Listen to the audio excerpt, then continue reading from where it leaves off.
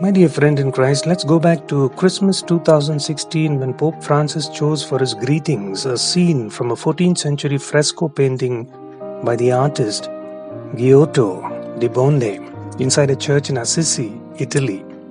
Quite unusually, there were two babies in the nativity scene, one held by Mary and another held by a midwife sitting underneath her. Now the two babies illustrate two sides of Jesus' nature, the human and the divine nature, and it recalls the need to alleviate the sufferings of others.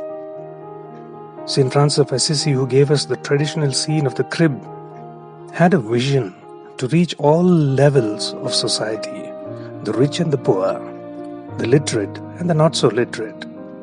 Now here's an incident, my dear friend in Christ. In 1994, two Americans answered an invitation from the Russian Department of Education to teach morals and ethics based on biblical principles in various public institutions.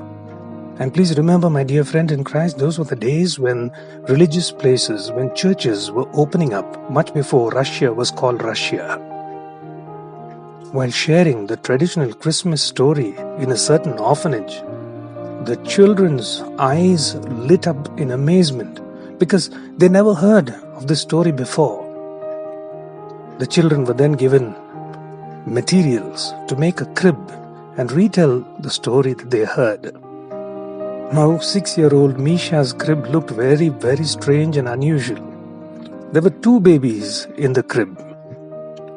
And as she narrated, she said, "And when Maria laid the baby in the manger, Jesus looked at me and asked me if I had a place to stay.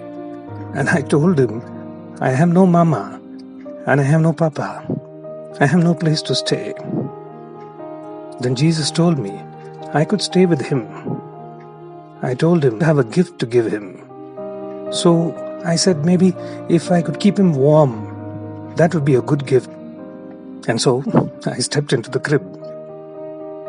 My dear friend in Christ, if we don't find love in our hearts, we will never find Jesus in a crib or under the Christmas tree. The joy of Christmas is to realize not what we are in life, but who we have in our life and who we are to others. Think about this. There may be someone around you in need of understanding, in need of forgiveness, in need of a shoulder to lean on. When we reach out to them, Christmas comes alive. Jesus comes alive in our relationships. St. Paul sums up what it is to be Christ-like in the letter to Ephesians chapter 4, verse 32. Be kind to one another, tender-hearted, forgiving one another as God in Christ forgave you. May you have a good and godly day.